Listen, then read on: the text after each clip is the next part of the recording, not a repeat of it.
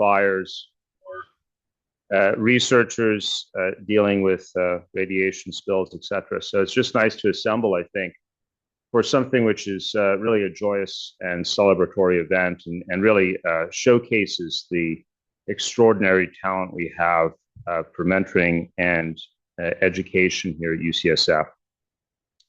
Welcome to everybody who's here on Zoom, and welcome to the UCSF Academic Senate 2026 Distinguished Faculty Award Ceremony. My name is Bruce Cree. I'm a professor of clinical neurology here at UCSF in the School of Medicine, and I chair the Committee on Academic Personnel, Gold, and chair the Distinction in Mentoring Award Review Committee this year. It's one of the really great pleasures for the CAP to also give out awards as well as see our colleagues through their advancement process. This year, I'm co-hosting with my colleague, Dr. Marianne Hultgren, who's joining us on Zoom, and will be presenting the Distinction in Teaching Awards. Dr. Hultgren is a professor in the Department of Family Healthcare Nursing at the School of Nursing. The Academic Senate, the Distinguished Faculty Awards, recognize exceptional mentoring and teaching by the UCSF faculty. And today we'll be presenting the Distinction in Teaching Awards, followed by the Distinction in Mentoring Awards. The Distinction in Teaching Award, established in 1958, annually recognizes exceptional Senate faculty who have shown distinction in teaching. And Marianne, are you available and ready to take over for this part? I am. Thank you, Bruce. My pleasure to be here this afternoon, even though I can't physically be present. The Distinction in Teaching Award Review Committee selects the winners of the Distinction in Teaching Awards. The committee is chaired by a member of CAP, which was me this year, and comprises one full professor and one student from each of the 4 schools at UCSF. The committee agreed that all the nominees for Distinction in Teaching Awards were outstanding, so winning this award is truly a great honor. I am pleased to introduce this year's winners and their nominators. First, I'd like to introduce Dr. Leslie Bennett, one of the nominators for Dr. Joanne Chun. Dr. Bennett is a professor and former chair in the Department of Bioengineering and Therapeutic Sciences in the schools of pharmacy and medicine at UCSF. Fun fact, he's also the recipient of the 1973 Distinction in Teaching Award. So thank you, Dr. Bennett.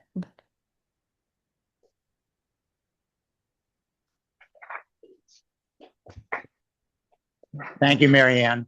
I'm on a roll because last year I was a nominator for the Mentor Award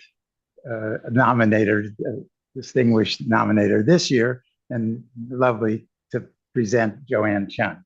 And I'm going to read from my letter rather than have a slide. My letter was longer, but I'll have parts. So from personal experience, I know that Joanne has provided outstanding and exemplary contributions in the area of teaching, mentoring, and university and public service, but also has made strong contributions in research and other creative activities and professional competence.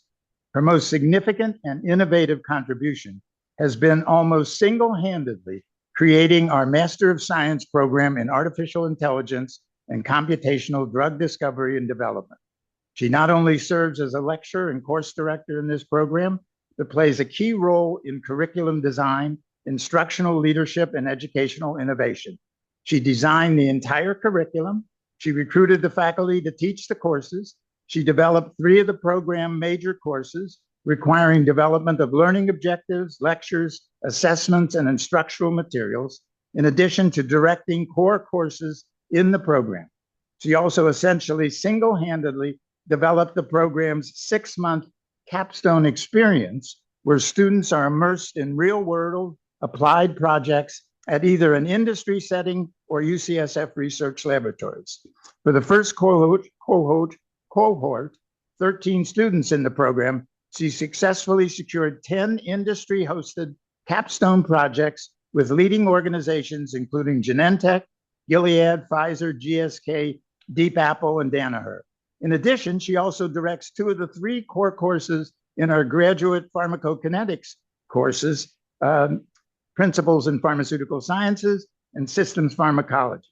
Furthermore, in the past, she co-directed the Intensive Foundation 1 course for our PharmD curriculum, a 14.5 unit course delivered over 11 weeks, which includes 3 to 4 lectures per week, 2 weekly workshops, 6 formative exams, summative exams with multiple remedial rounds, and ongoing student support. Furthermore, she also led the Inquiry Immersion course for first-year pharmacy students, expanding and curating 12-year pharmacy students, 12 diverse offerings versus 7 in the previous years. In her first academic year, as well as developing, co-leading a new course in digital health, digital therapeutics, software as a drug, while in the second year, she mentored students in 2 new mini courses, Patents to Patients, Law and Strategy in Biotech, and AI RX, unlocking the power of large language models in pharmacy. These offerings create a unique platform for interdisciplinary student-led learning and highlight the integration of emerging technologies in pharmacy education. From my perspective, Joanne has been carrying out the workload of multiple faculty members, particularly in the development and implementation and delivery of the AI, artificial and computational drug and discovery program and relating teaching responsibilities. Joanne, you're well-deserved winner of this award.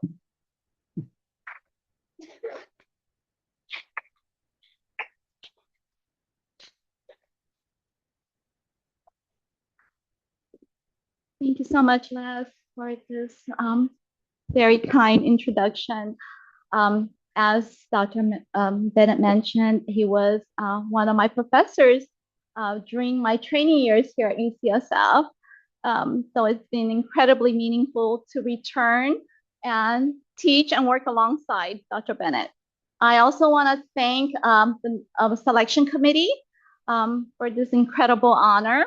It's really, I'm so touched, so grateful and humbled to be here today to receive this award. I also want to thank my nominators, Dr. Liang Zhao, who's not here, and also all the faculty, including Dr. Bennett, who wrote letters of support, and also my students. It means much more to me than I can express.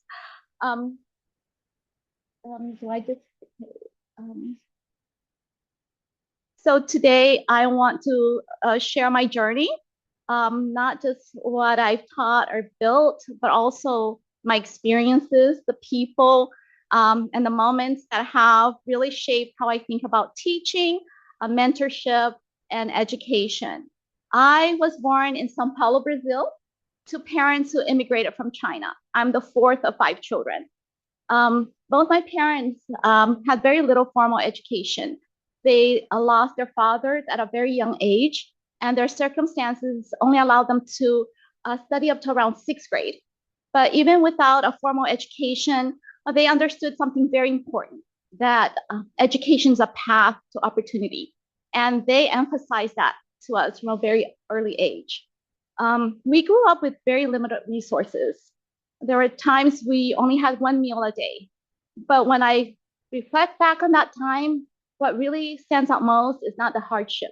It's the kindness of people. I remember a classmate who would share her sandwich with me when I didn't have lunch. It seems like such a little thing, but it meant everything to me. I also remember my teachers who believed in me, supported me, and made learning feel possible. And I think those are the earliest moments where I understood that people, the way they treat each other, shape our ability to learn and grow. When I was 12 years old, my family moved to the United States, to San Francisco. That's when everything changed. I didn't speak English, and suddenly I found myself in a completely unfamiliar environment. I remember sitting in class, listening to lunch announcements, and not understanding how to get school lunch and feeling too embarrassed to ask anyone. Again, it was a teacher who made the difference. My 6th grade teacher noticed me and helped. He would praise me in areas where I was strong, like math, and gave me confidence at a time when I had very little. I also had amazing teachers in high school, very creative and so passionate about what they taught.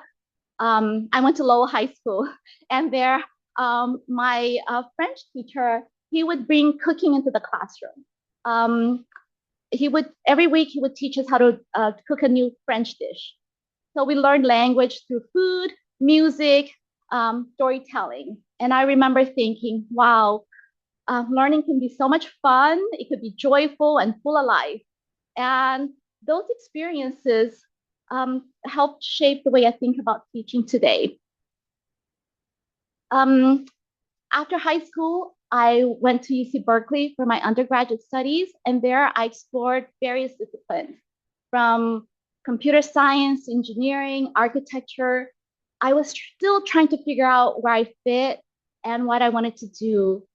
I didn't come in with a clear roadmap, and many of my decisions at that time were shaped by circumstance, family, and by simply trying to make the most of the opportunities in front of me.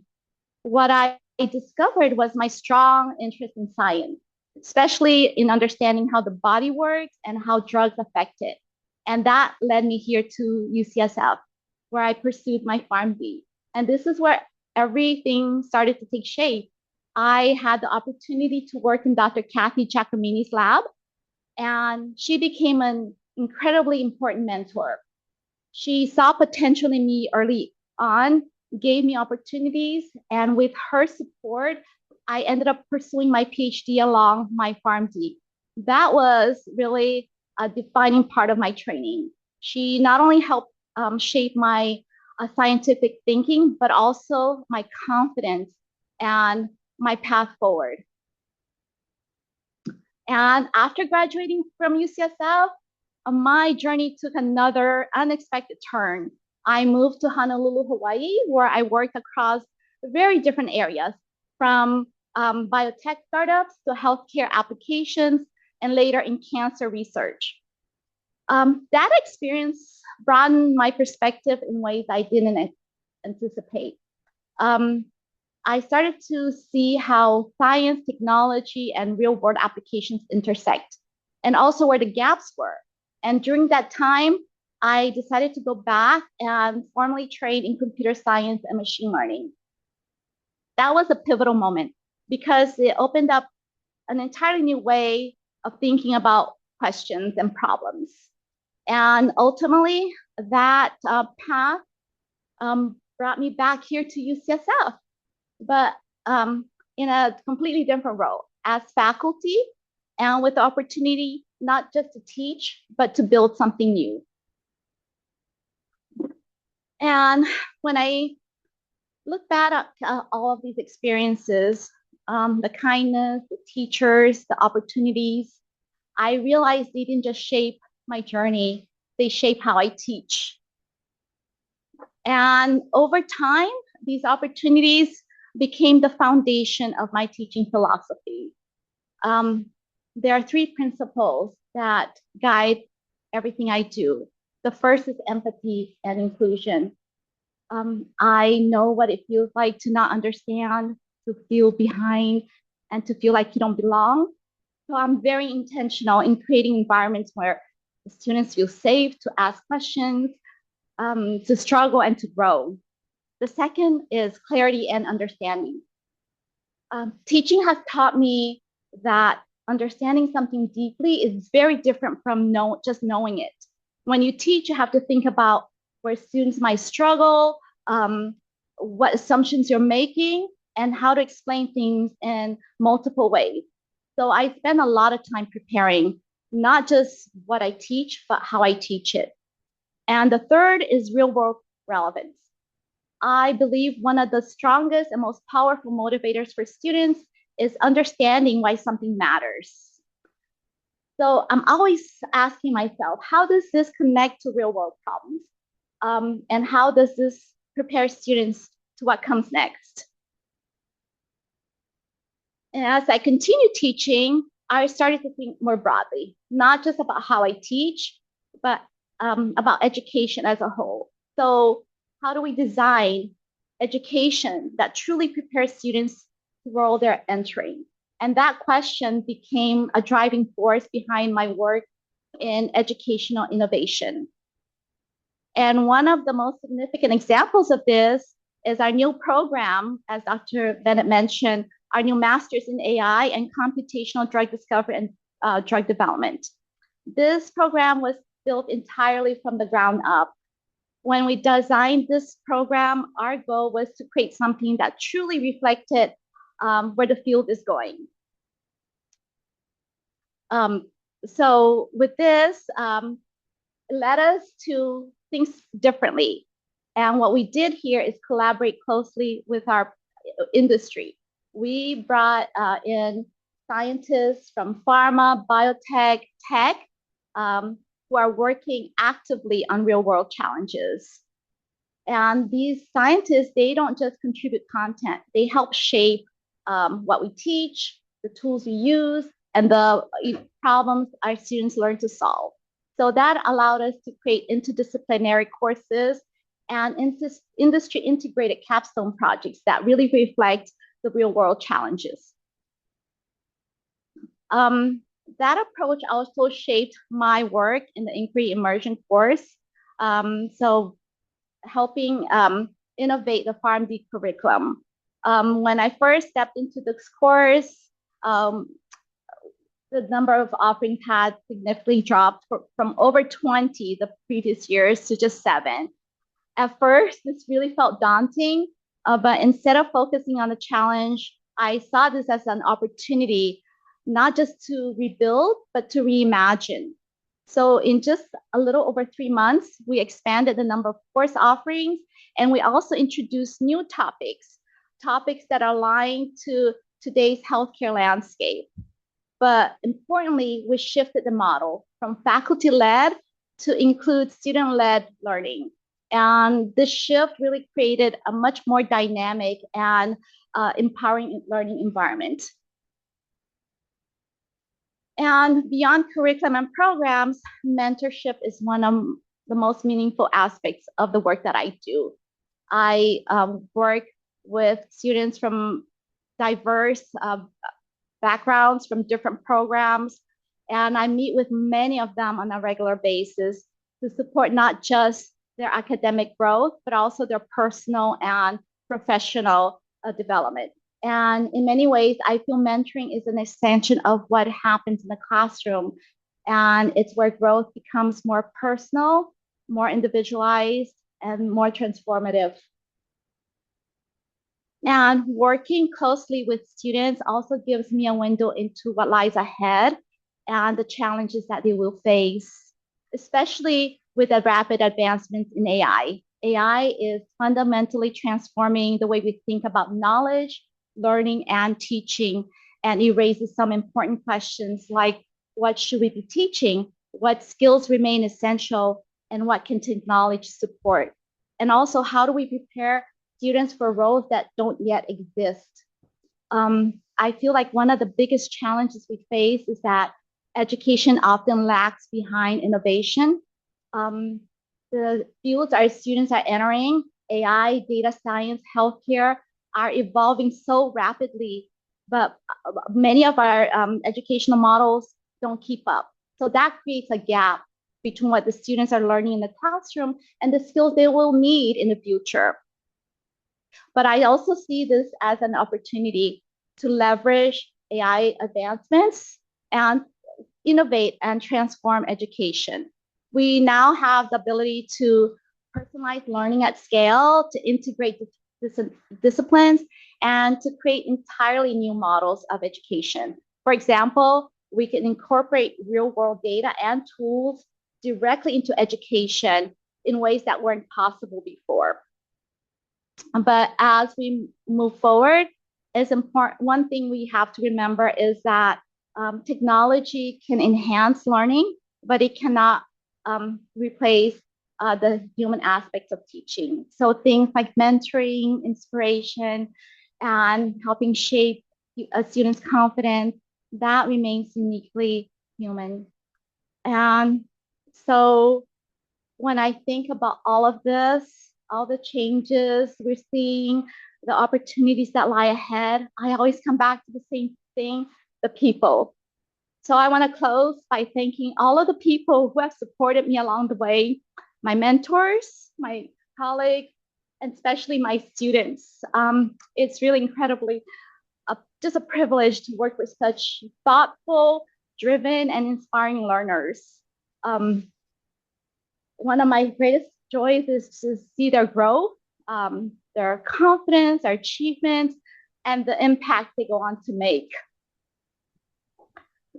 Because teaching is a lot more than just transfer knowledge. It's about shaping people, and through them, shaping the future we all share.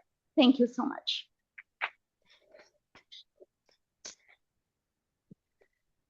Thank you so much, Dr. Chun. You've sat too quickly. If you could please come back up. The Academic Senate has this certificate for you, recognizing your outstanding contributions to teaching. Thank you so much.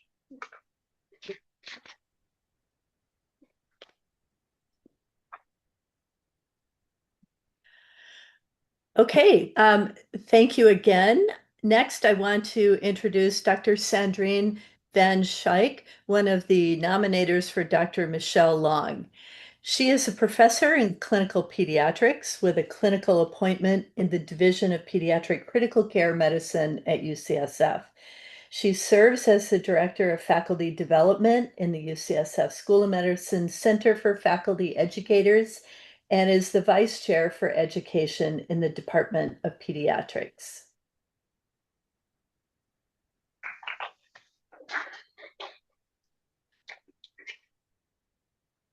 Thank you all so much for being here today. And it's such a pleasure and such an honor to recognize all the winners here today. But it's for me in particular, it's special to recognize Michelle Long. I can't actually see you, Michelle. There you are.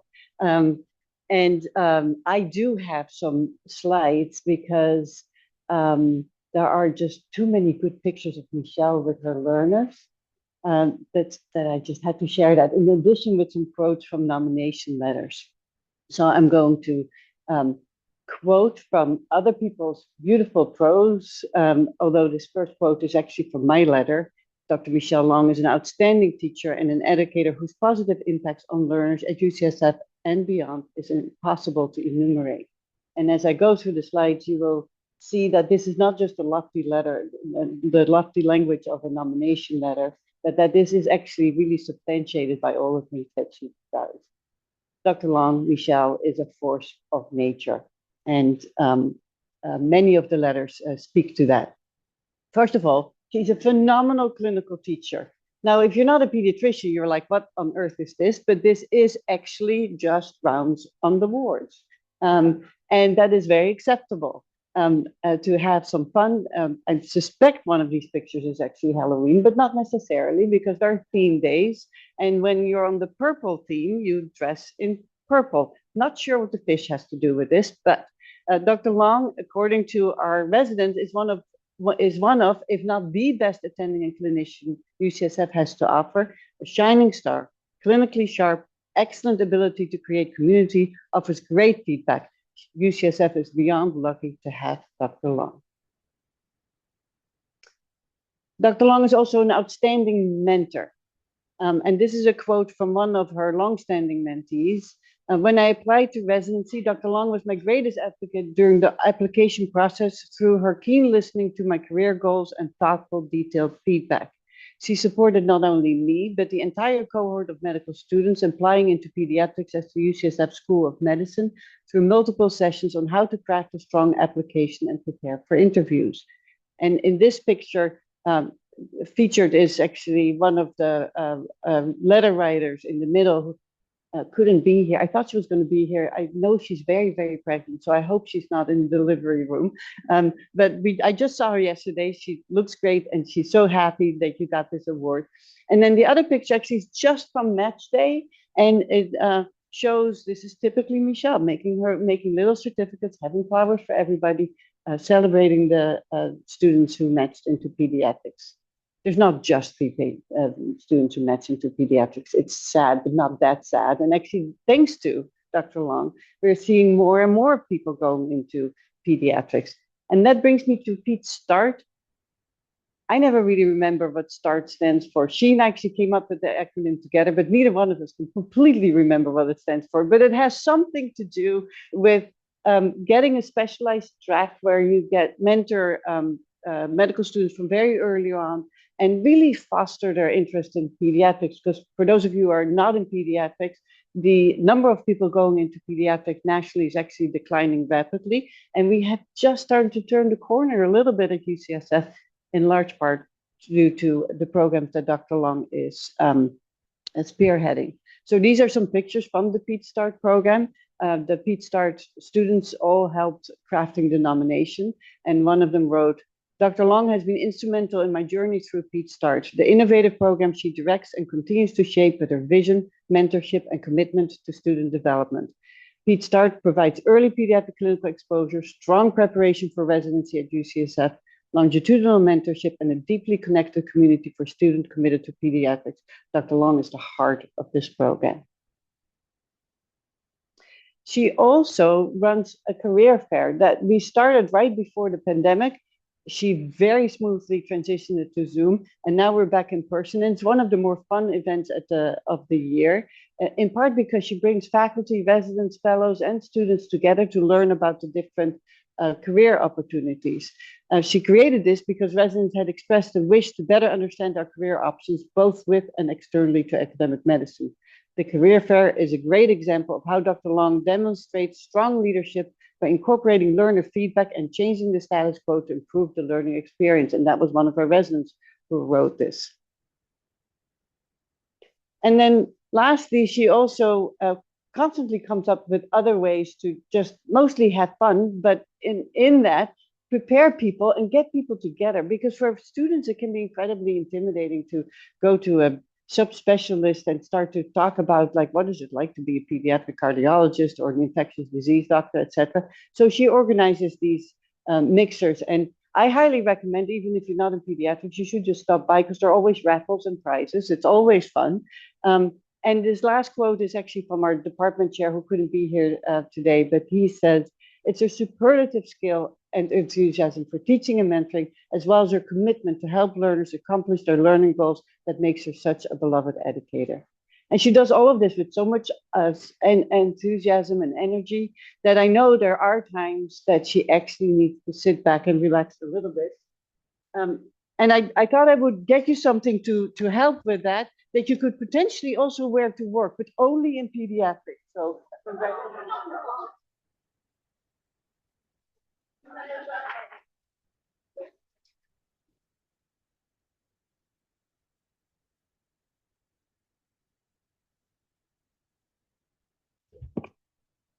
Okay, hi. That was pretty great.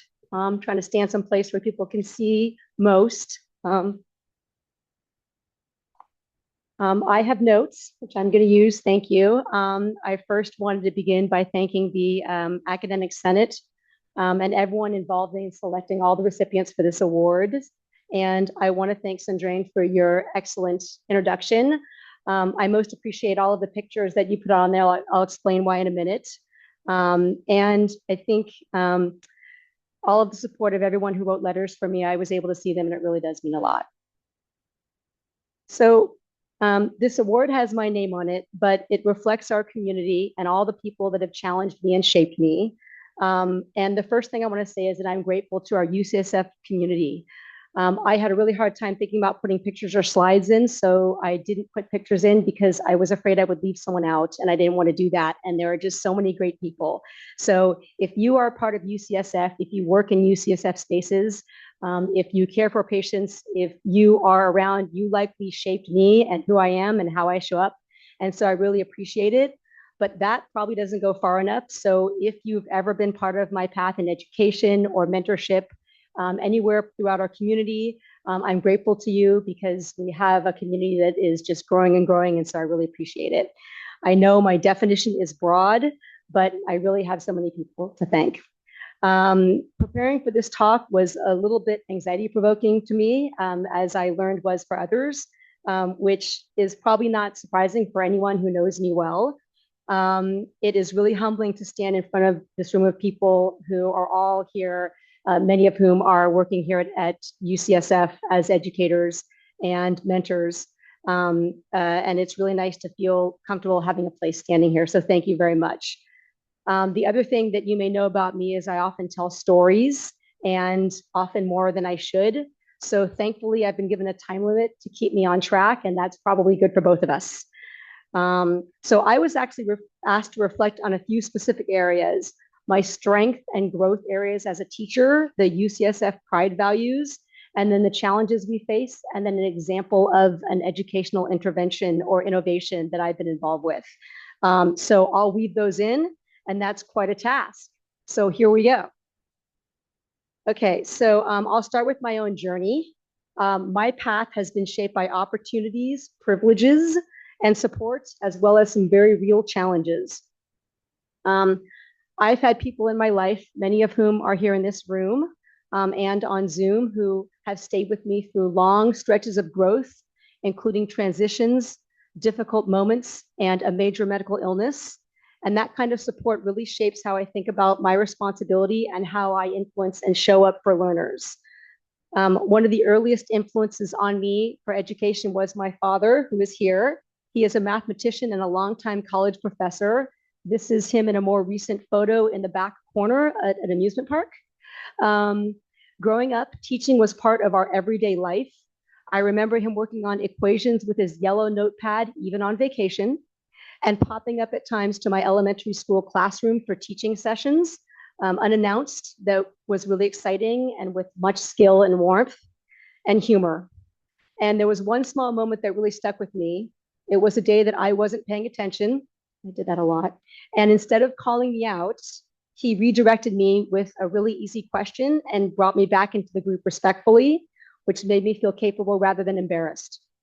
And it was one of the first times I understood that teaching is not just about content. It's about helping someone stay engaged and feel respected and experience those aha moments that make learning meaningful. And so I moved through my own training, and I had many incredible opportunities, but I also had some humbling ones. I didn't do well on my first MCAT, the med school admission test.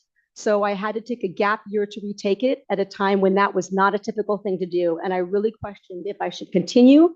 I had to rely on others to believe that I could find a place in medicine. And over time, I realized that these experiences, the failure, uncertainty, and relying on others, were not separate from my development of knowledge gaining as a teacher or educator. They were central to teaching me empathy and humility and how to show up for others when they're struggling. So my approach to teaching, obviously it has evolved, but there are a few principles that have remained consistent. The first is that enthusiasm matters. And I don't know where it comes from, and I wish I could bottle it, but I have a ton of enthusiasm. And I know that when any teacher is engaged, it changes the energy in the room, and it makes it easier for learners to lean in. The literature supports this, that learner engagement and psychological safety are strongly associated with better learning and performance. So important. The second is that collaboration is everything. I cannot point to a meaningful success in my career that I have done alone. All my best work and my most memorable experiences were done collaboratively, learning from others or with others in groups. So I'm really passionate about engaging others in partnership, and I'm actually really passionate about engaging learners as well too, and learners as leaders in education, because that's where the most meaningful learning really happens. Third is the importance of reflection. Medicine is really complex. We navigate a lot of uncertainty, and reflection helps us really grow in the face of all that complex uncertainty. And then finally, good teaching requires intention. Experience isn't enough. Teaching requires deliberate frameworks, preparation, and ongoing effort. I used to think there would be a time or there would come a day when it would all come together, but that's not what it's about. The growth is continuous. You're always learning, and you're always improving, and that's what makes it meaningful. So I was also asked to reflect maybe on some of my strengths as a teacher. So the first that comes to mind is connection.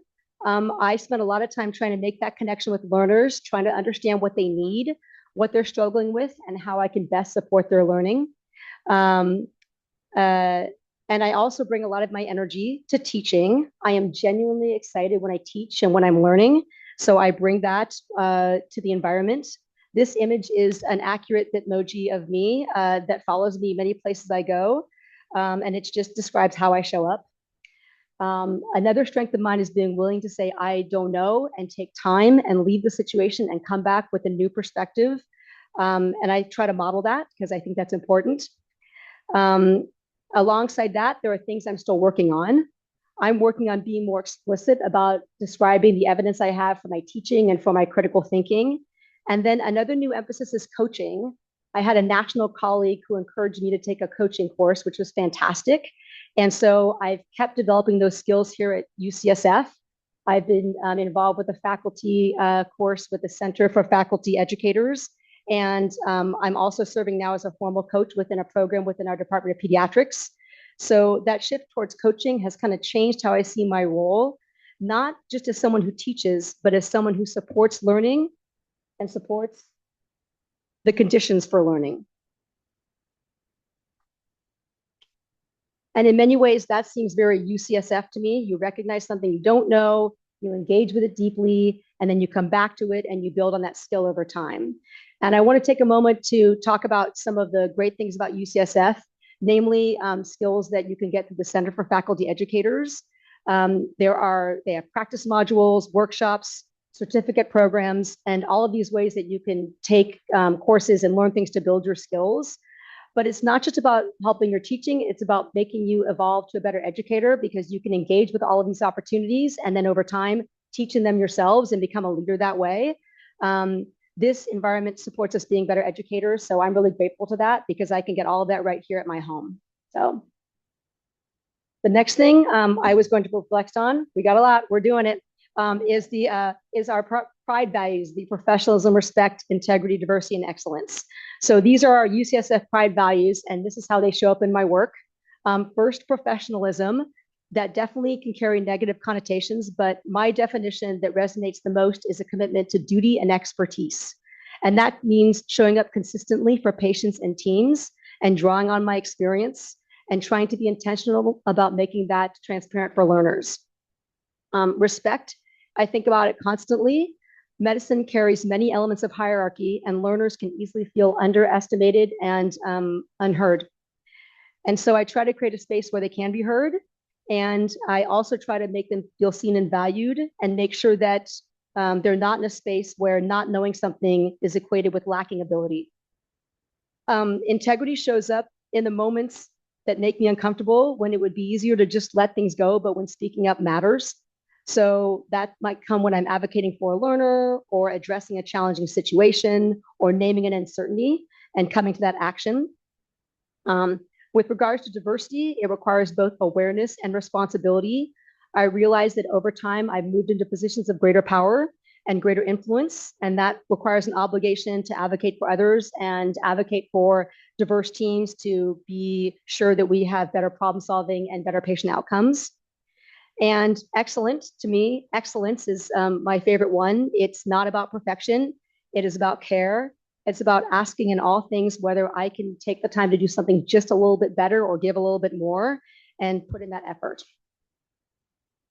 So that hasn't always been easy. I have had many, many projects that I thought were essential, that were time consuming, that I thought would be career defining, and they didn't move forward and they didn't materialize. And then I had to change directions and it made me question myself. But even though they felt defining at that time, as others have mentioned, those experiences can really be important to helping develop empathy and recognizing other people who may not feel that they belong and that they can keep going. And it shifted my focus to being someone who's focused on trying to grow and being able to navigate those situations. And I try to be that source to help learners when I work with them. And I want to also be honest, and I want to say I still experience imposter syndrome, and I suspect I'm not the only one in this room who feels that. It doesn't go away. You just learn to move forward in the presence of it, and you reach out for support. So that also shapes what I think about what's coming next. Looking ahead, there are some real challenges coming. And one of the big challenges that I personally see is maintaining connection. Earlier in my career, the intensity and time allotted to patient care was great, but it allowed for space for deeper connections with learners and mentors and peers. And as we work now to protect time and wellness, which is very, very important, we risk losing the relationships that bring meaning to this work. So I think really being intentional about ensuring the connection between teaching and learners is foundational, and we'll have to continue a deep effort to continue to sustain that. And that's one of the things that I focus on. Another challenge is the rapid evolution of AI. This comes up regularly. The increased accessibility of information. We as educators are no longer the primary source of knowledge for our patients and our learners. Instead, our value lies in helping learners interpret information and apply it thoughtfully to each patient and their context. And then it's our job to look at our learners, how they are, who they are in their personal context, and individualize our teaching and their learning situations to them. So as we get moving forward, I was also asked to share an example of a curricular innovation, including how we assessed learner outcomes and how the work influences teaching practices at UCSF. So I'd like to talk about the Education in Pediatrics Across the Continuum, or EPAC project. This was a national competency-based assessment project linking medical school and pediatric residency.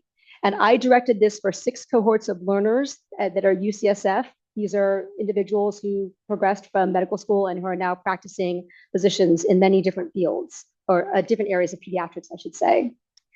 And in terms of outcomes, we found that the students definitely had positive learner trajectories comparable to their peers. And importantly, we gained important insights at UCSF and nationally into how to assess progression using real-time feedback rather than relying solely on traditional grading and testing structures. And this work aligns a lot with how we think about our curricula across the different schools at UCSF. We focus on growth mindset and individualized learning, and EPAC elements have shaped key parts of the evolving medical school curriculum. And we also saw what I thought were the most important differences in learner experience, with reduced stress around high stakes testing and a stronger sense of individual growth. And so finally, EPAC directly inspired our PED START program, the Pediatric Specialized Training with Advancement to Residency track, designed to expand the pediatric workforce, which is a critical need right now, by supporting our students through earlier mentorship and individualizing care and providing a pathway of support through the field. So basically, that all brings me back to what I think matters most, which is showing up for people, supporting their learning, staying curious, and continuing to grow. Because teaching is about more than knowledge, it's about connection, and it's about making our learners feel seen and capable and supported in moments that matter. And that is what I try to do. I am still learning, though, about that from my colleagues and from my mentors and from my learners. So I am really grateful for this recognition. I'm grateful to be a part of this community. I am amazed and humbled by this incredible honor, and I'm grateful that Sandrain put pictures of many learners in the prior slides so I could make sure that I'm including mentally everybody and didn't have to worry about that. Sorry.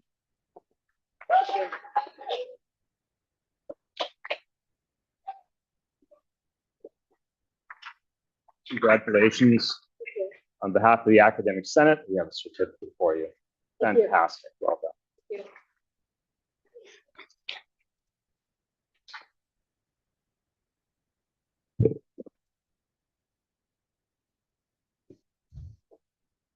So the Academic Senate and Committee on Academic Personnel, began conferring the Distinction in Mentoring Awards in 2009.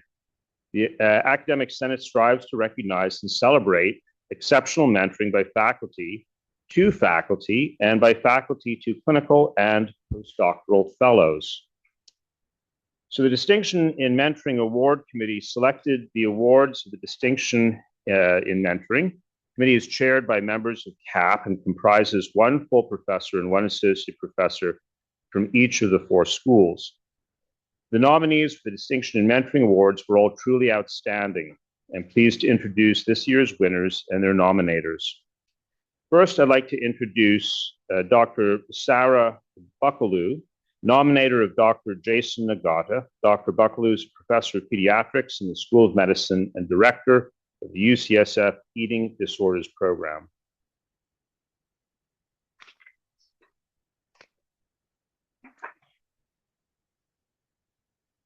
I'm thrilled to be here today to present this award to Dr. Jason Nagata, and congratulations to all the award winners. It was great to hear from Dr. Long and pediatrics as well. Thank you. Great to see how well represented pediatrics is. Dr.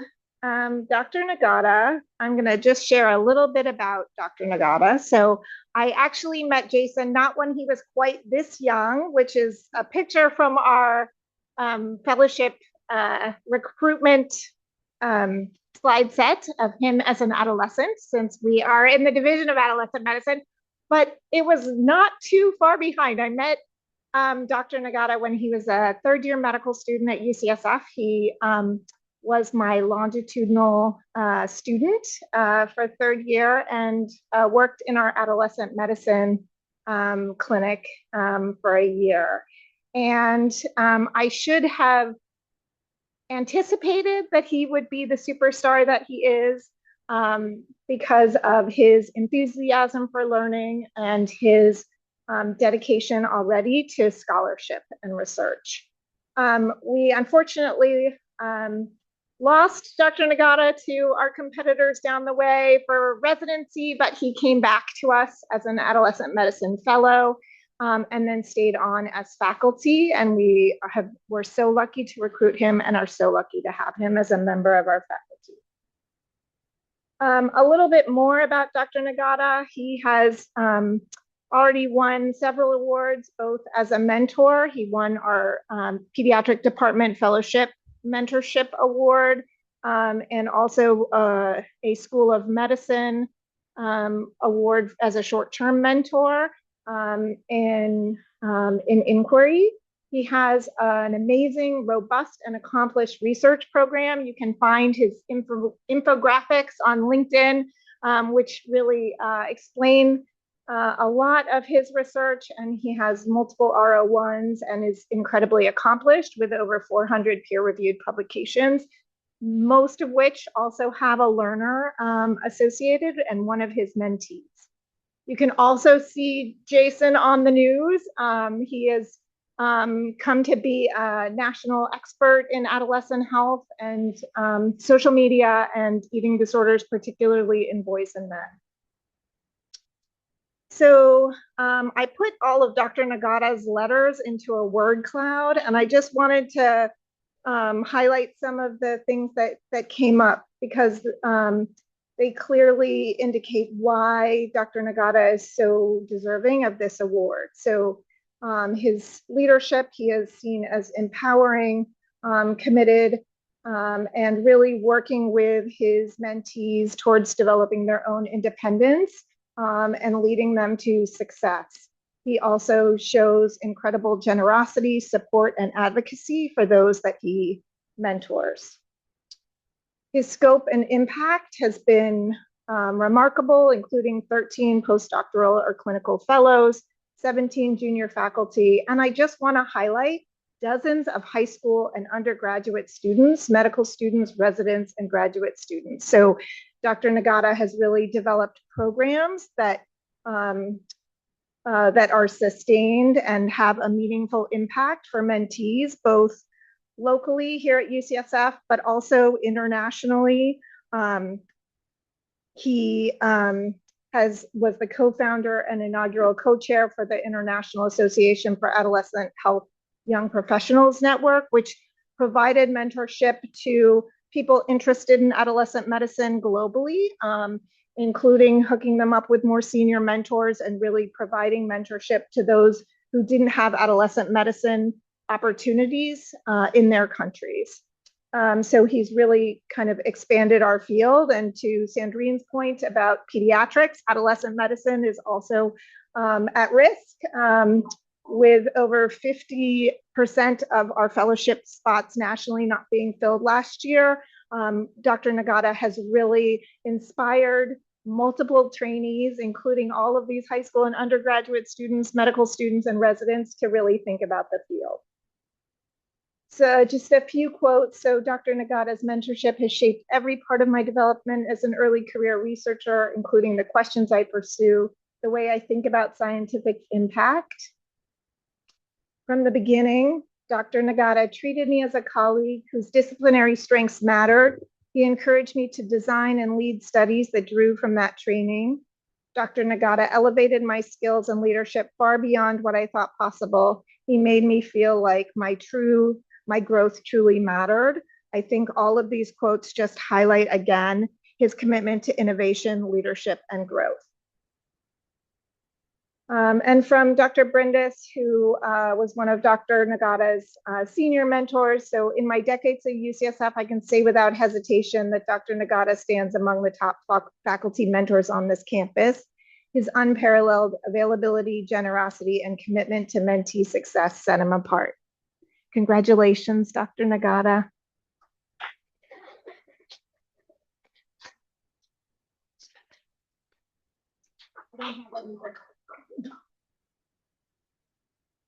Thank you so much, Sarah, for that introduction.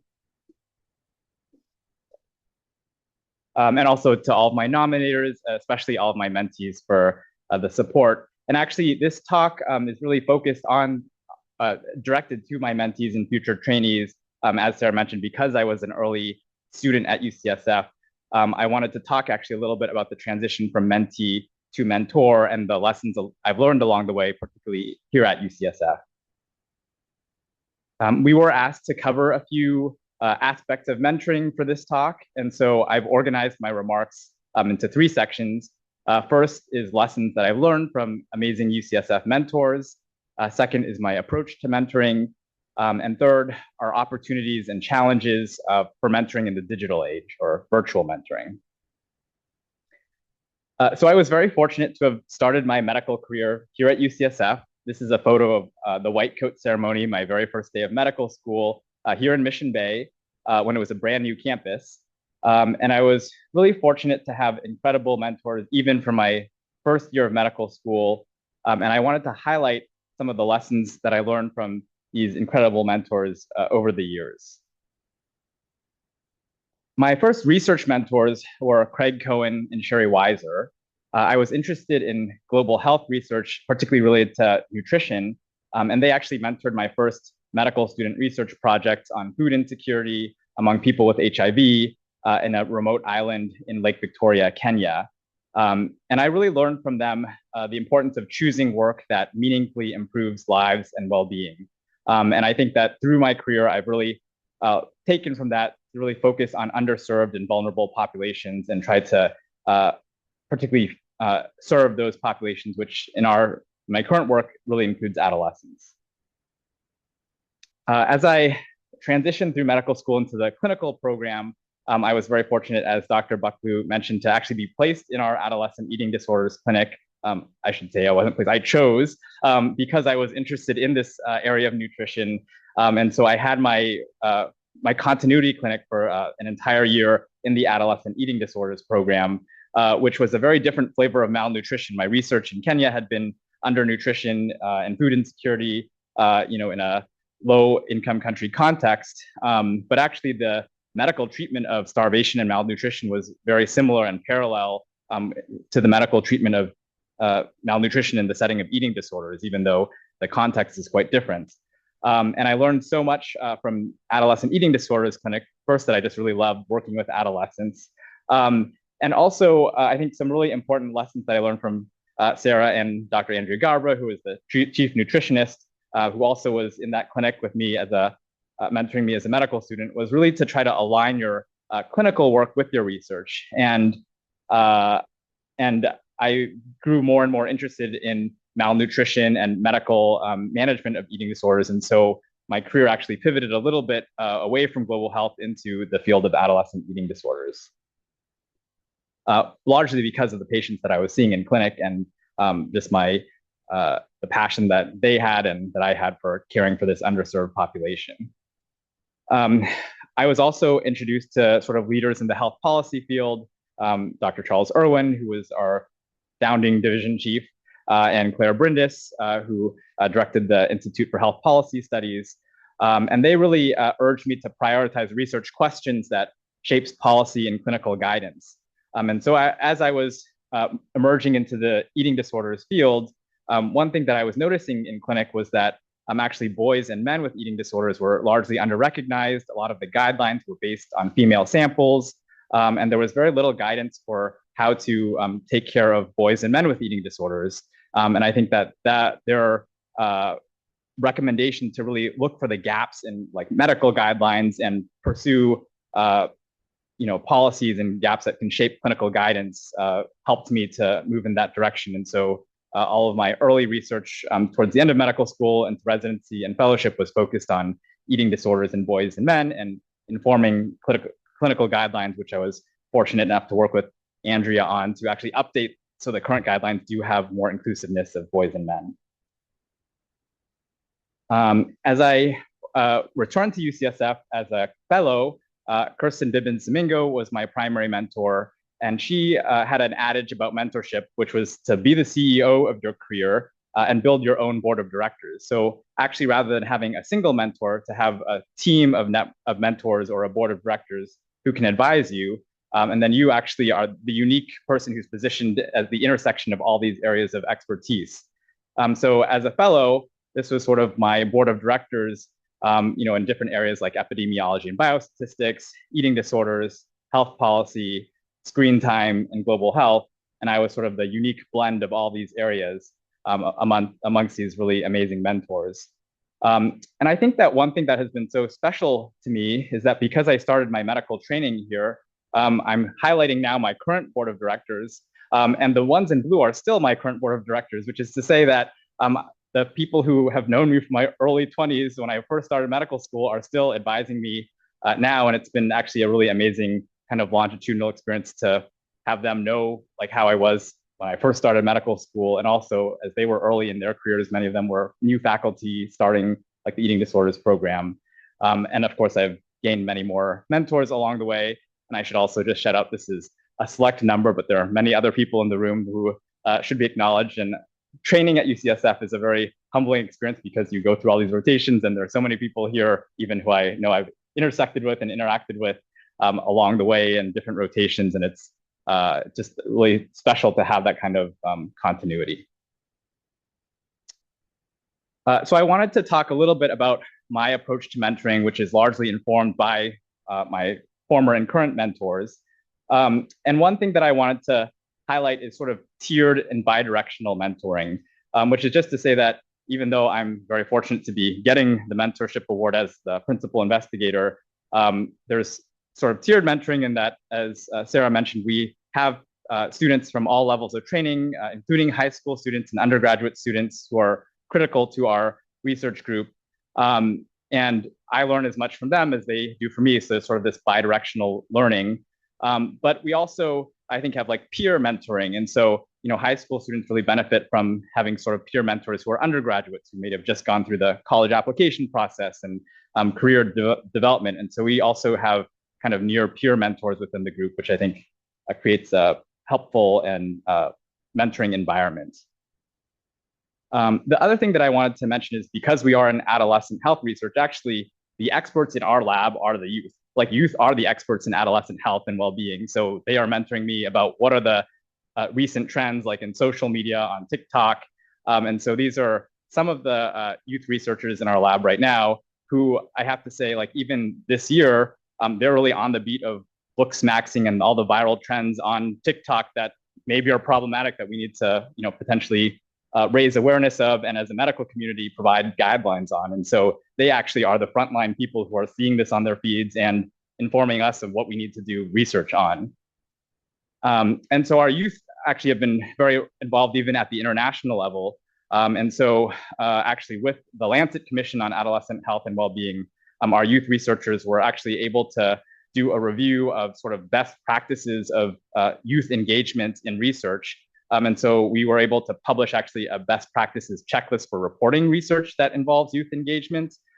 Just like for other types of study designs, there are Prisma or strobe guidelines. So we actually developed guidelines for reporting research that involve meaningful youth engagement.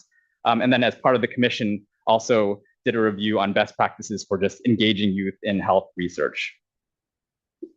Another really, I think, amazing contribution of our trainees and younger lab members is really leveraging trainee creativity to bring research to broader audiences. And so Jackie Herr was a UC Berkeley undergraduate who actually was pre-med but had a very strong design background. She worked on several publications. And so she actually was the one who started making infographics for all of our papers so that they could be more accessible to parents and teenagers and primary care clinicians.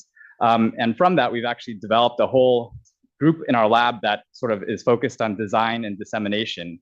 And so they actually help us with translating the research so that it's accessible to our end user, which is teens, parents, and clinicians.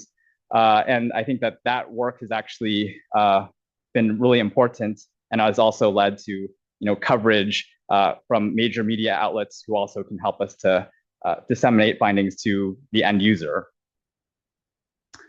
I also just wanted to talk a little bit about the mentoring environment. So again, even though I'm getting recognition for mentorship, there are a numerous amount of staff without whom it would not be possible. And so I just wanted to highlight that the importance of valuing and recognizing staff who support mentees often behind the scenes. And just to call out a few of them, Anthony Kung supports mentees by doing lots of the sort of work in research, like he coordinates all of our literature searches, he submits all the papers, he does all the sort of busy work so that students don't have to worry about that and they can really focus on the science and the writing. Ashita, who's here, helps with HR to get all of our students onboarded, which is no small task. And without her, we would have no students in our lab because it is, an onerous process. And Sue No, who's also here, is our division manager, who makes sure that we have funding to support the students and our lab, and to help just think strategically so that we're able to be ahead of the curve and think about like how we can support students and trainees in the long run with more formalized programs. And Susan Hennigan helps with a lot of administrative tasks like conference reimbursements and payments to make sure that students are reimbursed and are able to present and disseminate their work. So without them, we would have no students and our students would not be able to publish and present their work. So I just wanted to acknowledge that there's a whole team that often goes unrecognized who are really essential to the mentoring environment. Other key members sort of for the mentoring environment include data analysts in our group who support mentees with the infrastructure needed for rigorous science. And so Christiana, Jennifer, and Kristen are all actually alumni of the Berkeley Masters of Public Health program who did summer internships in our lab, but then we've subsequently hired, and they actually support all of our mentees with their data analysis and needs so that their analyses are robust and methodologically sound, because if student products do not meet that kind of bar, it's very hard to get them published and disseminated. And so it's so important upfront to make sure that the methods are robust. In terms of the postdoctoral fellows in our group, I actually really value mentees as teachers in interdisciplinary science. And right now, our lab is really focused on understanding impacts of social media on adolescent health, whether it's mental health. But there's a number of ways that you can approach this issue and a number of methods to do so. And so actually the 4 postdocs that we have in our lab all come from different fields, whether it's public health, communications, neuroscience, and family medicine, who have taught me so much about different approaches and different methods to address this really important issue from an interdisciplinary lens. And so I get as many lessons from them as they get from me. And so I just wanted to plug the value of interdisciplinary science, and actually having interdisciplinary trainees is a nice way to learn more about interdisciplinary science. My final sort of reflection point is on mentoring in the digital age. So I started my faculty position at UCSF when the pandemic onset. And so as I was building up my lab, I actually had to figure out how to build out a lab group that was almost entirely virtual. And so for the first few years, we had to find projects that didn't require that we could do largely on secondary data analyses that had already been collected and largely with students who weren't able to come in person. And so as I was sort of thinking about how to set this up, we sort of built our group's infrastructure largely in the virtual space, which I know obviously happened to many people, but I just wanted to reflect a little bit about some of the advantages and challenges with virtual mentoring. So some of the advantages are access and reach. There are broader networks, specialized matching, global perspectives. I was able to recruit students from all across the country, in some cases all across the world, who might not have been able to be matched in our group in other circumstances. And also it allows for continuity and sustained mentoring across transitions. So some of our high school students who've now gone on to college on the East Coast or in other places are still actually able to be engaged with the lab because of these virtual opportunities. And for flexibility and efficiency, scheduling, asynchronous feedback, reduced barriers, different time zones, virtual mentoring can allow for some of these aspects. But I do think there are challenges. First, with communication, it may be harder to convey nuance and nonverbal cues. There might be a greater risk of misinterpretation, like if you're just communicating by emails or text. And generally, like weaker interpersonal connections, less opportunities for informal relationship building. It can feel more distant than in-person mentoring, and reduced sort of spontaneous engagement. So fewer like kind of hallway mentoring moments, and it kind of requires more intentional effort to maintain momentum. So some tips that I've developed or our group has developed for optimizing virtual mentoring is first to align on preferred communication platforms. There are so many different ways that you can communicate now: Slack, Zoom, email, text, phones. And I will say that different generations have different preferences. So a lot of our younger students really prefer texting and Slack, whereas some of the older ones do prefer Zoom and phone calls. And so trying to match, kind of establish tier lab communication norms within teams and within the groups, and try to figure out what works for the most number of people, and set expectations with communication, because some people might prefer certain types of communication versus others. We do hold regular lab meetings. We actually hold daily lab meetings and office hours that are adapted to team schedules. So people think that I'm a little bit nuts, but our high school students and undergraduate students, by definition, during work hours are at school. So we can't hold lab meetings during business hours. So we often have lab meetings at 8 p.m. or at times that work for the most number of people. Again, adapting to the schedules of our trainees at different levels of education. And I think it's important to build in buffer time for flexibility and responsiveness. So I do try to block some time in my day where, like buffer time, where if there's an urgent thing that needs to be dealt with, or if I have to have a quick call, and encouraging kind of informal brief check-ins to maintain connection. I will say that I have a new tendency that if I'm like going to be driving for a long time, I will just let people know that I'm available, and people can talk about whatever, whether it's career development or whatever, and a little Slack goes out to everyone, and then I am using my time kind of talking to people, but it's kind of less formal. Like it doesn't require a full one-to-one meeting, but it's just, I'm available and I'm happy to chat for whatever time period. We also do use email reminders for action items and follow-up. And then when there are Zoom meetings that people are not able to attend, we sometimes leverage AI tools like meeting summaries and notes so that those who aren't able to attend can read them afterwards and still be up to date. Another sort of tip for virtual mentoring is, even though for some students who are maybe physically across the country or in other locations, it may be hard to meet in person, but when it's possible to optimize in-person touch points. So one way of doing that is having certain times like orientation or onboarding where we do really encourage in-person meetings. So even if we're going to long-term mentor a student from another institution, we try to bring them in for like a week-long orientation at the beginning so that they meet everyone and feel like they're part of the team. Conferences or professional gatherings are also a good way to do that, especially if there's a conference in San Francisco or near their institution. It could be an easy way to tag on additional kind of meetings and mentorship with that.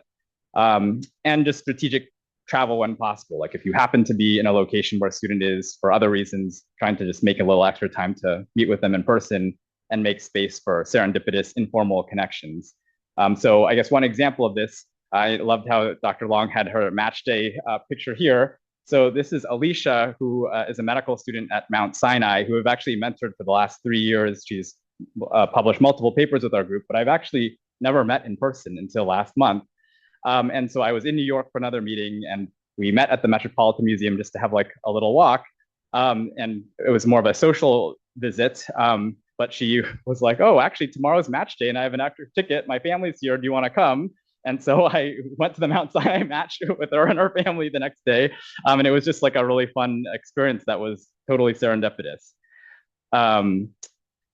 So I guess just to summarize, lessons that I've learned from UCSF mentors: choose work that meaningfully improves lives and well-being, align your clinical work with your research, prioritize research that shapes policy and clinical guidance, be the CEO of your career and build your own board of directors, and longitudinal mentorship is often the most meaningful. In terms of our approaches to mentoring, just recognizing that youth are the experts in adolescent health and well-being, leveraging trainee creativity to bring research to broader audiences, value and recognize staff who support mentees often behind the scenes, support mentees with the infrastructure needed for rigorous science, and value mentees as teachers in interdisciplinary science. And for some tips for virtual mentoring, aligning communication platforms and expectations up front, maintaining consistent contact through both scheduled and ad hoc interactions, email reminders for action items and follow-up, and optimizing in-person touch points when possible. So just coming full circle, I started with my first day of medical school in the white coat ceremony. I wanted to end with my last day of medical school at graduation. And UCSF has this nice tradition where you can get your doctoral hood from any family members that you choose. And so, of course, the most important longitudinal mentors in my life have been my parents, who are there in the back. So thank you, Mom and Dad. And they've,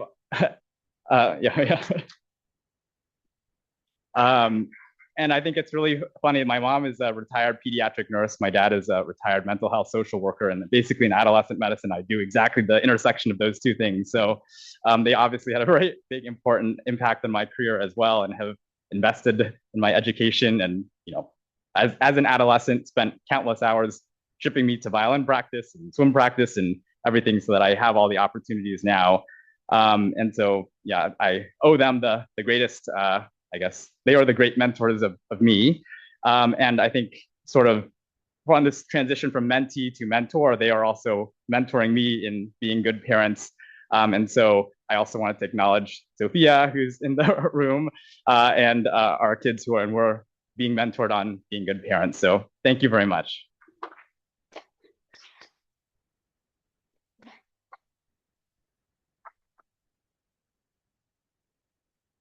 So UCSF Academic Senate honors Jason Nagata for the Distinction in Mentoring Award, in recognition for your outstanding contributions to mentoring and a member of UCSF faculty at the Associate Bank.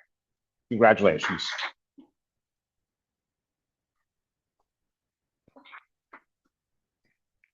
Associate Professor with over 400 publications.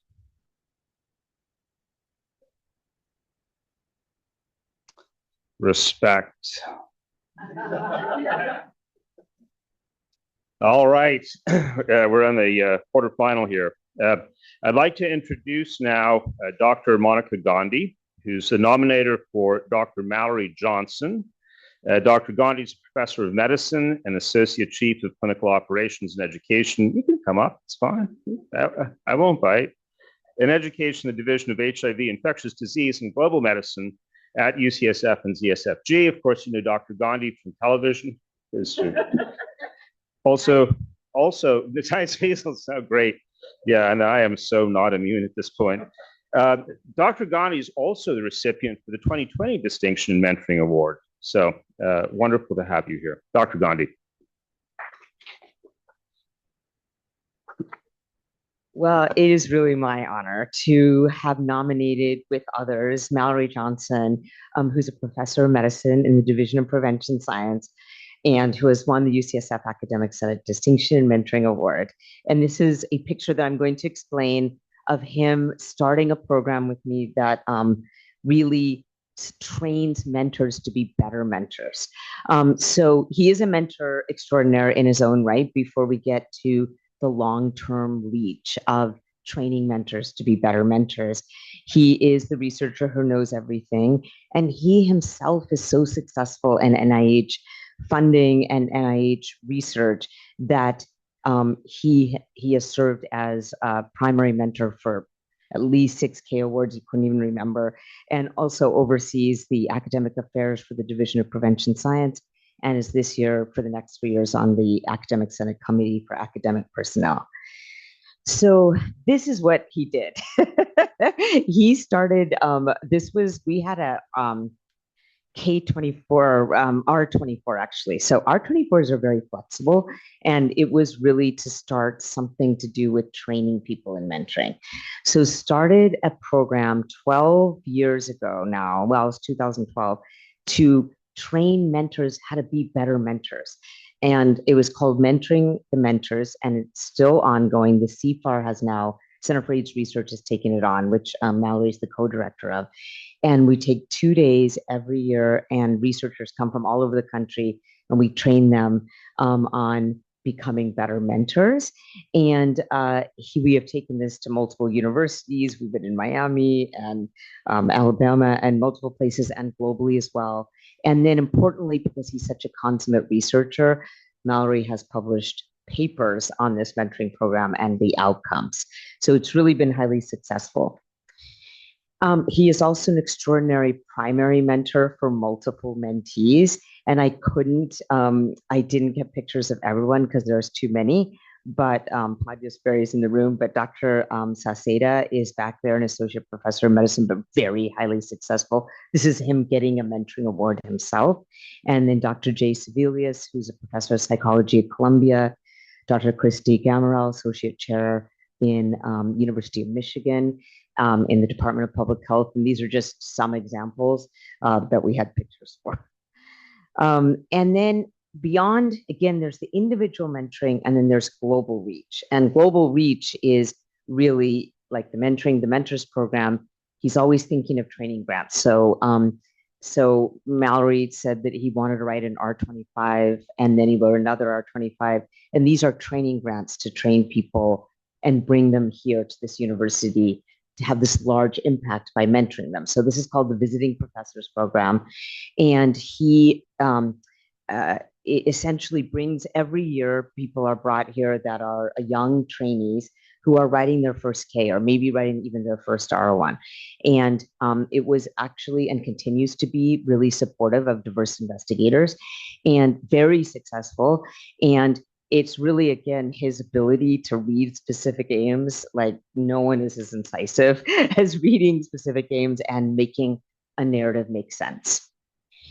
So I really want to end with his own publication, his own success, to really show the population level impact that Mallory's had on mentoring.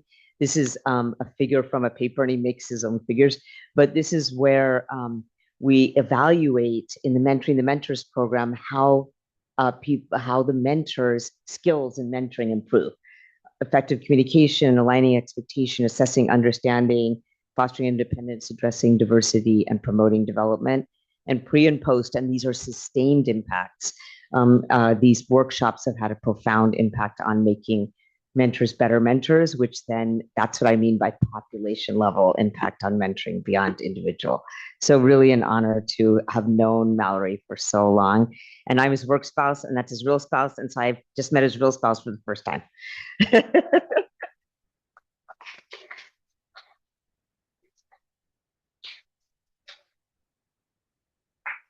All right, thank you, Monica, for that. That was lovely, and thank you all for being here, and those of you on Zoom. I am going to focus on some of the challenges to mentoring that we've experienced over the last, since the pandemic, and continuing really testing our mentoring capacity this past year. But I'm going to contextualize that a bit and some of the larger mentoring work. And Monica gave me a head start, so I can hopefully skip a couple of slides. Good.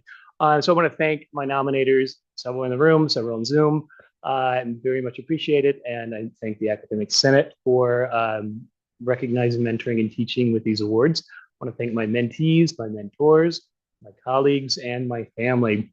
I just wanted to put up a few of my mentors here, and I'm going to do specific call outs to some as we go forward. But I wanted to just anchor some of this in a metaphor that I'm stealing from. I was trying to figure out when I heard this, but I can see myself in the room. It was somewhere on Parnassus. It was, I think, the Lifetime Achievement Award for Mentoring that I went to. And I think it was Nancy Adler, who was not my mentor ever, but I'm pretty sure it was her award.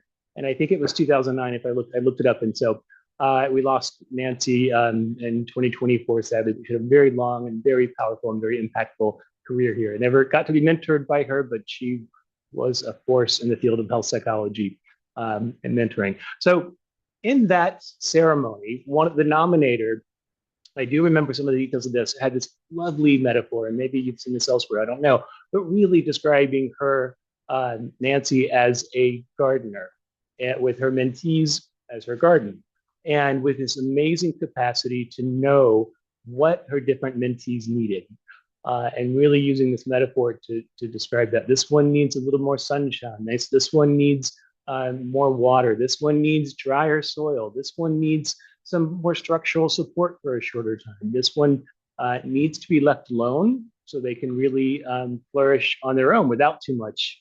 And so having that capacity to discern that and to apply that to her mentees. So I thought about that when I was thinking about this talk, and I'm gonna abuse and stretch this metaphor a bit. So you'll see where I go with this, and hopefully it makes some sense. But let me back up a little bit, back when I was born. So I am the youngest of 9 children, born in Mobile, Alabama. And when I was 2, my father died, and my mother was all of a sudden a single parent, 9 kids between the ages of 2, that's me, and 14. So it was a pretty crazy, chaotic childhood, full of love, but full of noise and yelling, and there's always someone fighting with someone. And so I learned to find quiet and among these hectic circumstances. And so I think that was a skill that really helps me moving forward. And I also learned within that the value of listening and observing. I was known in my family for, I was around the corner listening, and so I knew all the secrets. So I sort of keep that skill in place. And so I developed an interest in psychology and interpersonal dynamics. And I came out as gay during the height of the AIDS crisis. And so that, I think, informed kind of what my career took me to. So I went on to do a master's and PhD in clinical medical psychology or health psychology or behavioral medicine at the University of Alabama at Birmingham. And I was doing my clinical training in an outpatient HIV clinic, and talk about chaos and really, really hectic times. This was the early mid 90s. And for a while there, because people had left, or I was the only one as a graduate student providing psychological services to patients, staff, and providers. It was just really intense. And I was just this, student trying to figure out what was what. So we think about this, and really frontline work, and we talk about this as the bad old days of HIV, where we had patients dying every day. In the morning, you go into your office and there'd be a list that circulated of the patients who died overnight. This was pre-HIPAA, it was very on paper, it was everywhere.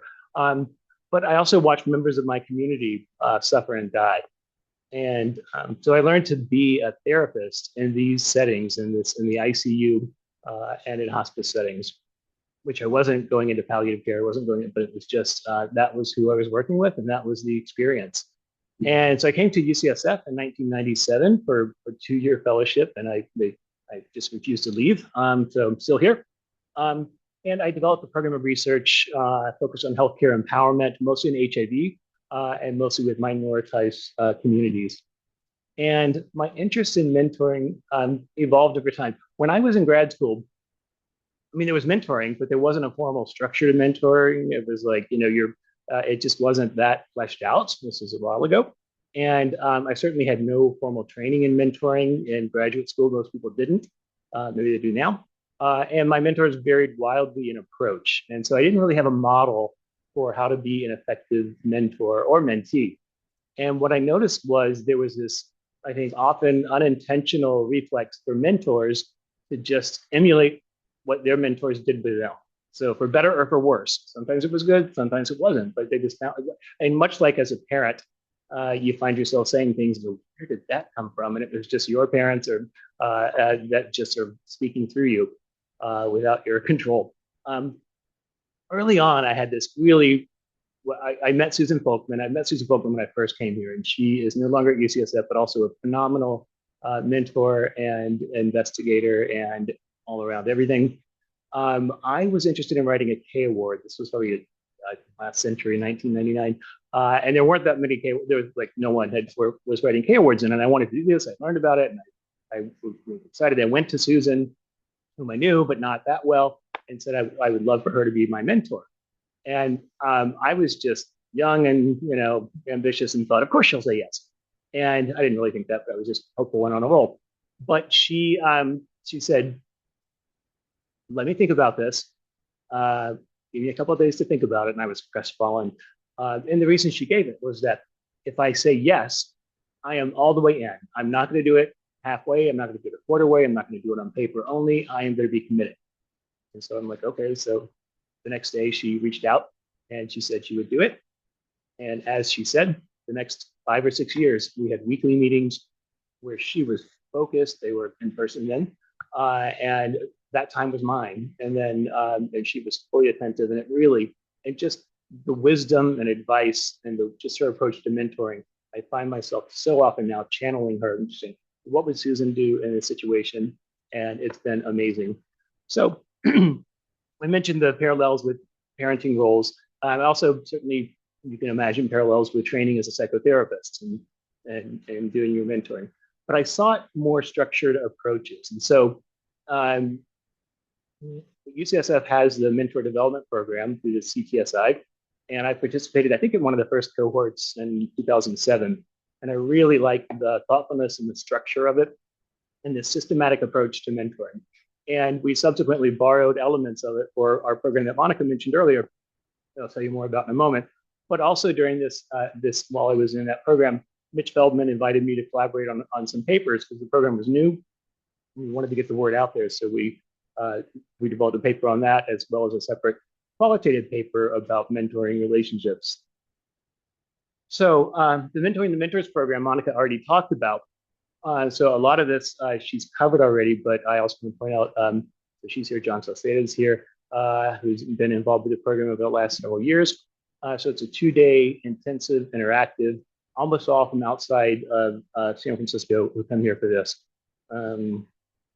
So these are just a few pictures of those. Monica mentioned the outcomes that we had for this already. This is a longer term outcome during COVID when we couldn't do our in person. We decided to do an intensive evaluation. So we went back and looked at, we surveyed those people who had been doing it over the past 10 years. And we were able to see in the blue bars there some sustained gains that they got in their mentoring capacity, among other outcomes. So some of the, I want to touch on my mentoring approach, and I'm going to give some examples of these before I go into abusing that garden metaphor in a moment. So really keeping the big picture in mind, listening more than I talk, checking my assumptions, inviting feedback and disagreement from my mentees, empowering mentees, and sharing my own failures, limitations, and vulnerabilities, and also developing a mentoring network. I love this Stephen Covey matrix, and so we use versions of it in a lot of our work. And if you haven't seen it, so the idea is that each quadrant is it's important and not important, urgent, not urgent. And you think about what you do in your day-to-day work, and this isn't just for work; it's sort of home work, everything. And there's some examples here. This got a little carried away, but the idea is the urgent, important stuff you have to do. That's just, things that are on deadlines, things that just can't. You can avoid some of these things by planning ahead and not making them so urgent, but these are going to come up. Crises, family emergencies, health problems, those things happen. The quadrant 3 down in the bottom left, these are not important, at least not important to you, but there's a sense of urgency. These are other people coming to you and say, I need this, I need that, can you do this, can you do this? And it's about their goals, and that can be sometimes important to you as well, but often it's not. And so deciding what fits into there and figuring out how to minimize those activities. The bottom right, quadrant 4, is the not important and not urgent. And this is, we have some debate about some of these things, but sort of excessive social media, excessive non-essential tasks, busy work that you find, or just things that pull you away from everything else. Where the action is quadrant 2 at the top right.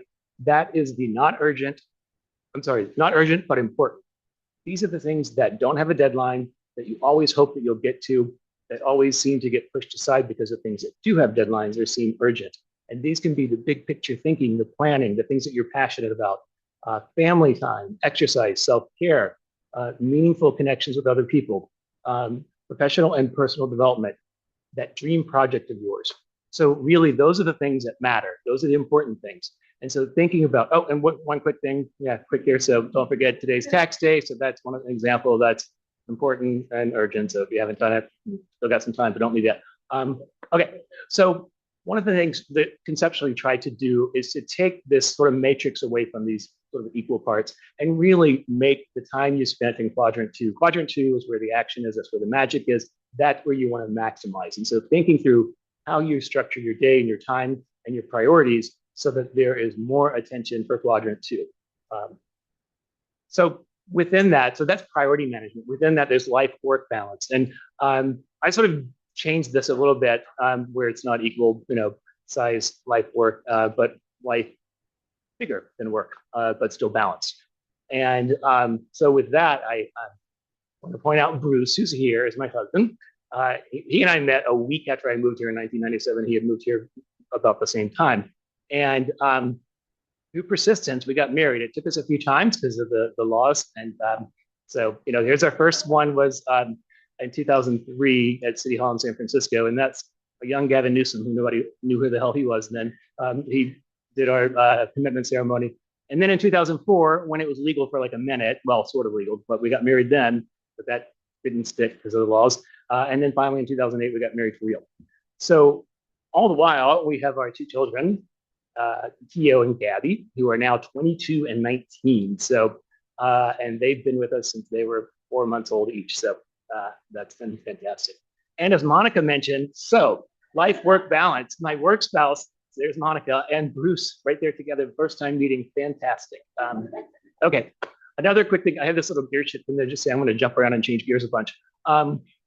There's this saying that I sometimes think about, like and it's attributed to Seneca, but I don't think he really said it.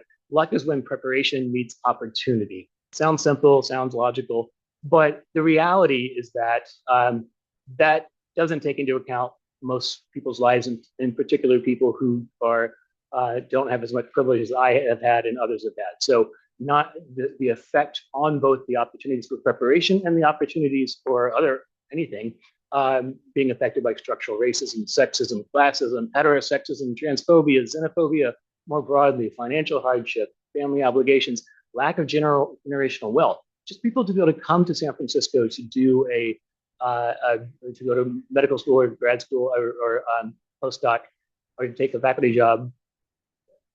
You do a lot better if you've got a cushion. If you've got family that have some deeper pockets that can help you if things get tough. A lot of people don't have that. I also think it's important to share failures. These are all grants that I've been part of and led that did not get funded. And so I am, I'm proud of these wounds that I've taken, and so wear them proudly and share that as part of the mentoring process. Because I know if you're working with a mentor who seems like everything that touches gold, they can't do any wrong, that can be the opposite of motivating at times. And you just feel like that's impossible. So sharing the setbacks. And also the critical role of communication. And I love this quote that we use. And again, it's attributed to George Bernard Shaw, but that's debatable. Single biggest problem in communication is the illusion that it has taken place. So really thinking about that with our mentoring and our mentor training. And so we go through a lot of mentoring training exercises. We try to apply that to our mentoring practices. I'm not going to go into a lot of that. Quick other soapbox detour that I'm going to go to. As part of our mentor training, we ask people, these are again people from mostly outside of UCSF, how supportive is your institution in your interest in mentoring? So my institution is committed to supporting my interest in mentoring. Look, everyone says, great, yes, very, this is just 1 year's cohort. Everyone says, absolutely. Then we turn around and ask them, my pay includes specific compensation for my mentoring. Very different pattern there. Almost nobody. They don't get paid for their mentoring, but their institution is very supportive of it. So really just thinking about the structures that are in place to support mentoring, and not only relying on people's their altruism and passion, but also making it structurally sustainable. Similarly, we ask whether they regularly have opportunities for meeting with other mentors to discuss mentoring. And this was just this past year. 3/4 say no, they don't. And so we developed this mentoring consultation clinic process. Down there in the bottom, that's Fadia Sakari right there. Where's Fadia? Yeah. So one of my mentees. So we're a structured way to use your peers. Whoops. I hit. Oh no, don't look at that yet. To get input on your mentoring. Often people are mentoring in a silo by themselves. It can be lonely, and you need some reality checks. So figuring out a system for that. Okay, back to this gardening metaphor. So we have these skills. We can apply them to our mentoring practice. We can do pretty well. And within that, we can handle changes in the weather. Rains and floods and some drought. We can weather that. We've got the skills to do that. Even when things get pretty bad and you have to do some little reconstruction. But what about when things just really surprise you and just take you, throw all that out the window for a bit? So when COVID hit, it was as if my little mentoring garden with the mentees was taken off of solid dry land and put at a ship adrift at sea. And so a lot of people were trying to figure out, how do we provide this mentoring? And put yourself back to like mid-2020 and just how people didn't know whether their jobs were secure, their careers made any sense, whether their research would continue, whether they would have health insurance, whether their parents were going to die, whether they were going to die. I mean, it was trying to figure out, how do you navigate that? And so really trying to figure out how to weather that. And so we really came together as a community, and I think did well. It's easier to look back now and go, oh, well, we've made it through that phase. We didn't know it was a phase. We didn't know at the time whether this was the end of academic research as we knew it. And it was just really a challenge. So we did a paper during that too. And we also got some mentor perspectives about what was going on, what were some of the stressors. I'm not going to go into this as much, but you're welcome to read the paper. But really trying to figure out what was going on with them and how can we help mentors who were struggling during this period. Then comes 2025. We weren't ready for this. So this was characterized by an assault on science. We had projects that were defunded, progress halted, reversed, lives lost and threatened around the world, lack of clear and consistent guidance from funders. Our institutions were threatened by the federal government, which we thought was on our side previously.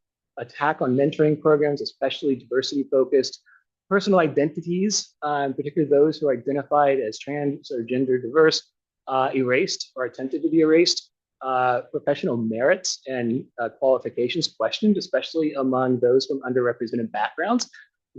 Just all the accusation of DEI hire that was being inflicted on people, and just whether there was an investment in academic research careers. Is that clear? Is that a safe investment? Or is that something that people want to continue? So our little boat that was adrift during COVID now has found itself into inclement weather with very rocky and dangerous terrain. We didn't have a GPS. We didn't have maps. We had no reliable weather forecasts. We didn't know what was happening. We're trying to help our mentees through this thing where we didn't have any more perspective than they did.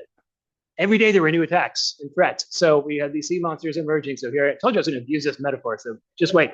So we had these new attacks, and it was coming at us live. It was coming at us like, a Friday afternoon. There would always be some bomb drop for the federal government that could just destroy people's careers. And they kept coming. These executive orders, the policy statements, the list of banned words and topics, which were often what the people I work with were studying most of all. fear of communication when drawing attention to themselves. They didn't want to say they were giving a talk on something because they could be, targeted, and the university is being targeted. So it got worse. So we had these things. So now we have like a Dementor from Harry Potter up there. We had the Wicked Witch of the West, Godzilla joining, and that creepy ass clown from the sewer. I mean, the attacks just kept coming, and we didn't know when they were going to stop. And then the unnatural nature of all this too. These are joined by Stephen Miller from the Trump administration and Cartman from South Park. So anyway, I got a little carried away there. But just dealing with these things that we were not equipped to handle. And so really with this pressure coming down constantly, making our mentees and the mentors at times just want to surrender and try to figure out how do we do this. So some of the recommendations that came out of that is really communication, even more. Share what you're hearing, even if it's conflicting, you don't know, everything's unclear. Don't wait to hear from your mentees and fellow mentors, reach out to them. In our CFAR, the Center for AIDS Research, we have a mentoring program where it's mentee driven. We let the mentees reach out, schedule the meetings, come up with the agendas. A lot of that got put aside because we knew that they were suffering, and they went to a lot more say, now reach out to them, check in, see how they're doing. And also there's this thing that one of our people came up with, and stay hot, honest, open, and transparent. Again, share what you know, what you don't know, acknowledge that the threats to the mentees may be different. I'm, a professor, and I've been here forever. I have a certain level of security that these younger investigators who are coming up with their careers don't have. Help other mentees, mentors decide when to act and when to wait. That was one of the challenges, like trying to work with people who they're like, should I go find another job? Should I open a bed and breakfast? Should I go to industry? What should I do? But not knowing whether the next week things would be better or worse. And so just being honest. I had so many conversations with mentees last year where some people asked me, what have you done in the past when you've faced these kind of challenges? Like, we haven't experienced this. We're learning as we go, but let's come together and let's figure out what we know now and what we don't know. And one of the interventions that Monica came up with, which was so welcome. Monica is like a crazy computer. She's better than AI at synthesizing things. So she knew everything that was going on with all these executive orders and everything. So she could synthesize them and would have these reports to our early stage investigators, to our community advisory boards, to our even just the more senior people, and just say, this is what we know and this is what we don't know, and a lot of what we don't know, and just being honest about it, and people appreciated and needed that. So what we learned in COVID, these are some quotes from our COVID paper. I just sort of changed it to last year. Some of our mentors said, be patient, we are surviving the pandemic then, but now an attack on science. And for many people, it's been a tough year, especially if you're Latinx, Black, or racial ethnic minority. Everything can wait, listen more than usual, and share your own struggles. Take a few moments to breathe and meditate, really thinking about self-care of mentors when they're in this and the struggles that they're having, and really making sure that mentors are taking care of themselves and talking to other mentors. So the goal is we make it through this. We're not through it yet, but we get through the rough terrain. We get past all the monsters and Stephen Miller, and we end up in safer land. And then our garden is now able to be planted somewhere where it's surrounded by support with research funding, academic freedom, respect for science, and high quality of life. And with that, I want to thank my mentees, and I'm going to keep this only up here for a minute in case anyone's on Zoom that I've forgotten. If I did, I apologize. And I want to thank you all that you make me look good. And that's what it's all about, making me look good. So, real quickly, one of the things I've been really proud of, and really just is watching my mentees become mentors. And just it's been so powerful, and it's amazing to see and watch. And when they come and talk to me about their mentoring successes and challenges, it just feels so rewarding. So I want to thank all the people I thanked at the beginning, and I thank you again. And I'm going to end with a pretty picture that we want to keep, that we're moving towards. So thank you.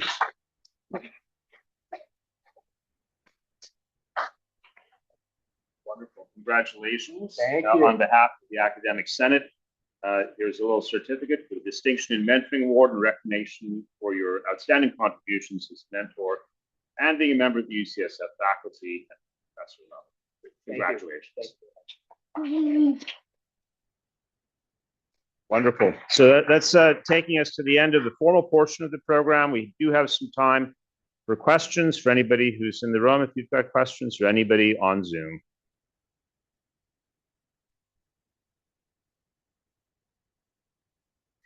Well, hearing none, congratulations to all the recipients.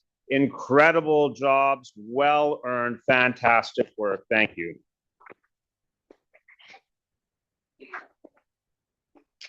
And there's a reception outside, so you can get a snack.